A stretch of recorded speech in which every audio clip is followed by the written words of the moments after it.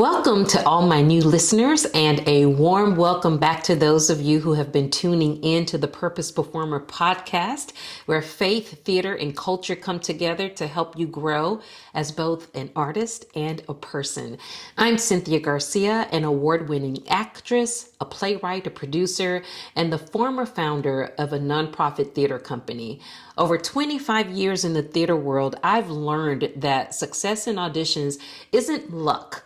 It's preparation, awareness, and showing up fully aligned with your purpose. If you haven't already, go ahead and like this episode if you like this type of content.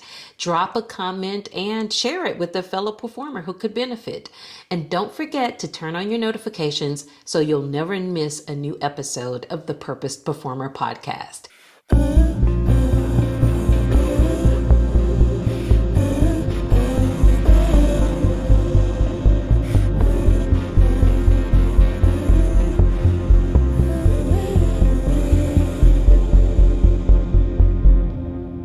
We're talking about first impressions, how your headshots, your resume, and your presence in the audition room communicate before you ever say a word.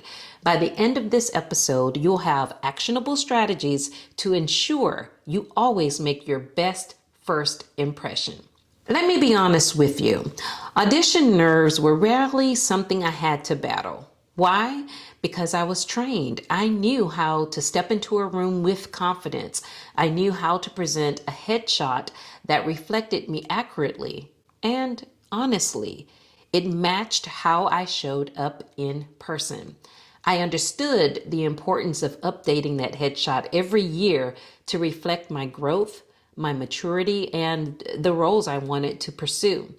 I also knew that keeping my craft sharp was non-negotiable. I consistently put myself in classes, workshops, and refreshers to maintain and refine my skills. These were intentional choices, not habits I stumbled onto. And the result, I walked into auditions with confidence, clarity, and authority, not because I was immune to nerves, but because I had mastered the fundamentals. And that's exactly what I want to help you do today. When we think about our headshots are a representation of ourselves. So your headshot should communicate your essence clearly and professionally. You should ensure it reflects how you look now, matches your presence, and is updated regularly. I have a question for you. If someone saw your headshot today, what story would it tell about you? When it comes to our resumes, we want to keep it concise, professional, and relevant to the roles you want. You want to highlight experience in a way that's easy for casting to scan. Knowing how to curate your resume may help doors to open faster. For example, does your resume tell the story you want casting directors to see? If you are going to a theater audition, but you also have television and commercial experience, what do you think should lead when it comes to your resume? Should it be the theater? Should it be the television? Should it be the commercials? What do you think? I think we all know the answer. If we're going for theater, we want to put our theater credits first. Now let's talk about presence in the room. How you enter the room communicates confidence before you speak. Your posture, your eye contact, the energy you have, the way you engage. Here's an exercise you can do before your next audition. You can practice walking in, standing tall, and centering your breath to exude presence.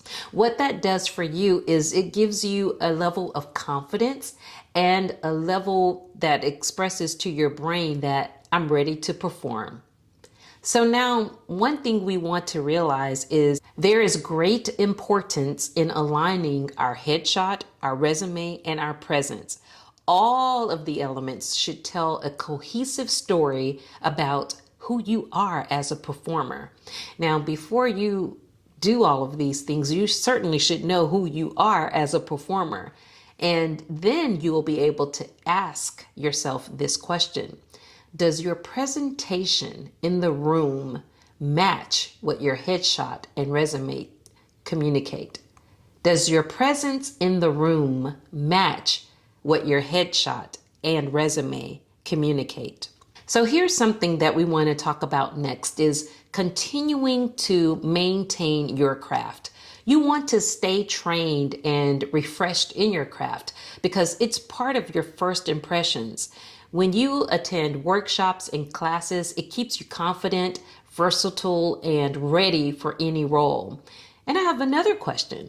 What can you do this week to keep your craft sharp and aligned with your audition goals? What are your audition goals? If you want to take these strategies even deeper, I offer coaching and online courses to help you refine your audition skills and maintain your craft. You can check out the details in the description. So as we draw to an end, and thank you for hanging with me this far, let's recap today's 5 keys to making a powerful impression, a powerful first impression. 1, you want to choose headshots that accurately reflect your essence.